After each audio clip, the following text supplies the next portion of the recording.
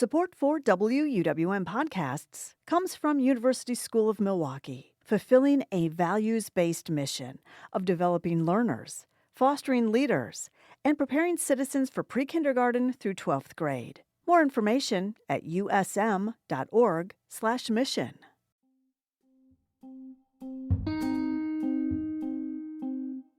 Hey everyone, it's Jimmy, and today we are starting to share a series that the team and I put together last spring called Making Wisconsin. It's all about the immigration history of Milwaukee and Wisconsin and kind of taking a look at how we got to where we are today as a state. So to get us started, we are jumping into a conversation with University of Wisconsin-Milwaukee history professor Rachel Buff.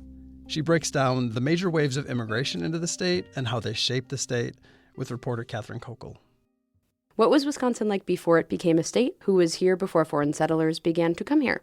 So I like to say that Milwaukee specifically has always been a multinational and cosmopolitan city.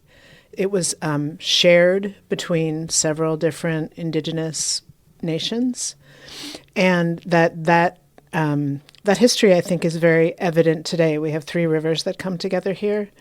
And I think it was seen as a meeting place, a gathering place. And I think that legacy is really important.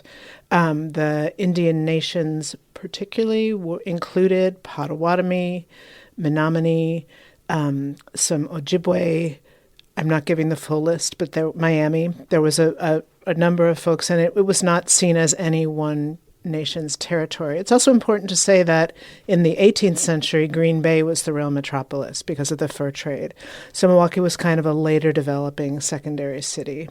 Can you break down some of the major waves of immigration to Wisconsin? So maybe starting with our first wave, and can you tell people kind of the years of that wave? So we have a small migration. The fur trade happens here too. And that's predominantly French, so they'd be coming from the north. Green Bay is the hub there, but there were some folks here. It's also important to say of that the French, differently than the English, intermarried with indigenous women. So we have a French and a Métis, a mixed blood migration, and then some English folks coming in the 18th century as well. You can see it in Milwaukee's geography, like Yankee Hill. There are early, kind of English, white Anglo-Saxon Protestants that are some of the first settlers. There also were, in the fur trade, it's important also to say, Africans, enslaved and free, who find themselves here. So we have been a mixed race and a multinational state, and particularly in Milwaukee, for a very long time. Subsequently, after the kind of the small Yankee migrations, we have bigger waves in the 1840s of Germans. So this was the German Athens, pretty much from the 1840s through World War I. And we have a lot of German families coming over because of instability in Europe and because of the opportunities here. And we have German farmers out in the countryside. Chicago in this period is a hugely Scandinavian metropolis. I think Chicago was the third largest Swedish city in the later 1800s in the world. Some of those folks find their way up here, and subsequently waves of Irish immigrants around the same time. Italian, with the Germans come German Jews, who are in some ways pretty integrated into the broader German community, but particularly when they come here, they found Jewish institutions. So that's sort of like the early 19th century crew.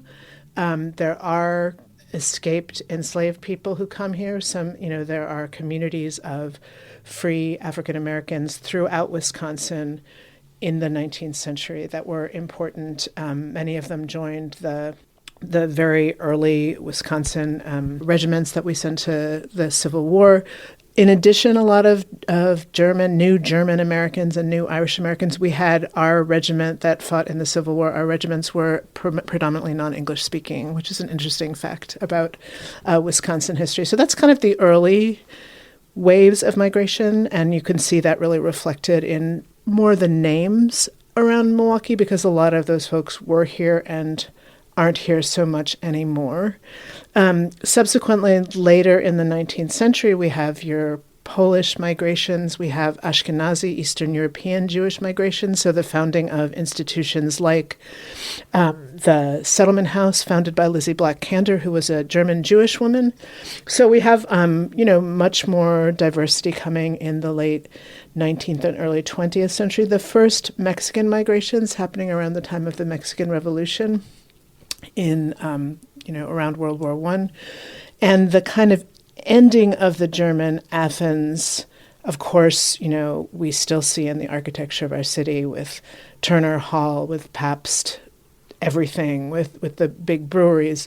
We still see the influence of Germans, but because of the repression against Germans under, actually, the Alien Enemies Act, and the, suspicion of them, that really is sort of the end of that, that sort of height of German Milwaukee. So we see, many more arrivals coming after World War I. And again, we have specifically a lot of Polish folks who come here. That's such an important immigrant cohort. There have been Polish people coming since the 1880s, but, many more of them come in this era, pretty much till 1924, when the Johnson-Reed Immigration Act really slows immigration in general, and particularly from Eastern Europe. There was a very tiny Chinese community here. There were 5 families in 1890 around the country in that time period. There was deep xenophobia, somewhat like the period that we're in now. And there was a very small anti-Chinese riot here in 1898. Resulting in this not being a place. If you go to Chicago, there's a Chinatown, there's, more of a traditional immigrant architecture. That's much later, I would say post-World War II here, that we have any significant numbers of Chinese. Going further, after World War II, we have in Milwaukee, there's a migration of African Americans that come in the 20s, very small, not the size of Chicago. So we have, they settled over in historic Bronzeville. The bigger African American migration happens after World War II. In addition, we have, increasing Mexican American, and later on, after the 60s and 70s, we have the beginnings of Central American and South American immigrations here. There's Puerto Ricans who are, of course, are not immigrants because they have access to citizenship, but there are Puerto Ricans who come in that post-war period as well, and the formation of, sort of the transition of the south side of Milwaukee, which had been historically Polish. Again, you can still see that in the architecture, the churches, the businesses, but, you have those churches kind of keeping business going by having Spanish-speaking masses. And as my colleague Sergio Gonzalez, who teaches at Marquette, has talked about in his history of Latinos in Milwaukee, in Wisconsin, the churches being some of the first people to reach out to Mexican migrants, many of whom came here on a seasonal basis from Texas. There was a connection between Crystal City, Texas, a migration between Crystal City, Texas, and Milwaukee. So people would come up for the season, and then some of those folks settle out in Milwaukee, out in the country. So then, there are increasing numbers. There are Japanese Americans who come here after the internment camps closed, because the prerogative after the war was there was sort of a fear of concentration of Japanese. And one of the ideas of the architects of internment was that there wouldn't be any kind of Japantown the way there had been on the West Coast. Of course, that doesn't really work out. People go where they want to go. But, to the extent that there's a Japanese American community here, it would be from that. Indigenous folks come here. Of course, there had always been indigenous people here. Many of them left or were pushed out. But under the relocation and termination programs in the 1950s, many indigenous people are pushed and encouraged to move to urban areas. So there is an urban Milwaukee community, Indian community. And then, of course, after going forward, there's Hmong settlement after 1975. The churches here are very active in helping resettle Hmong migrants. And it's also a popular place.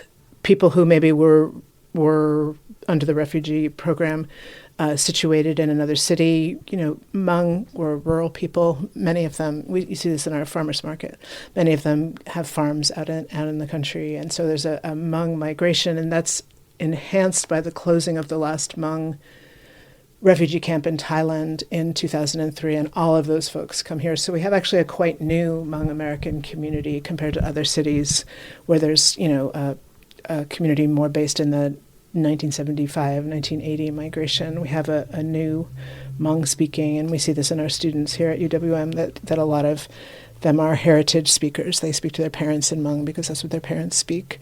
And of course, more recently, waves of Arab American and Muslim migrations to Chicago and to here. A lot of people come over because of the conflicts in Palestine. People come for other regional conflicts, but we have in Milwaukee quite a large Muslim Arab community, which supports other new arrivals like the Rohingya, who come out of the kind of conflicts that are happening, Rohingya and Karen, and other new migrants, many of whom are Muslim, who come in. And, we have this very diverse, very happening Muslim community here. There's an Albanian Muslim mosque in Kenosha. There's really a great Muslim diversity here as well.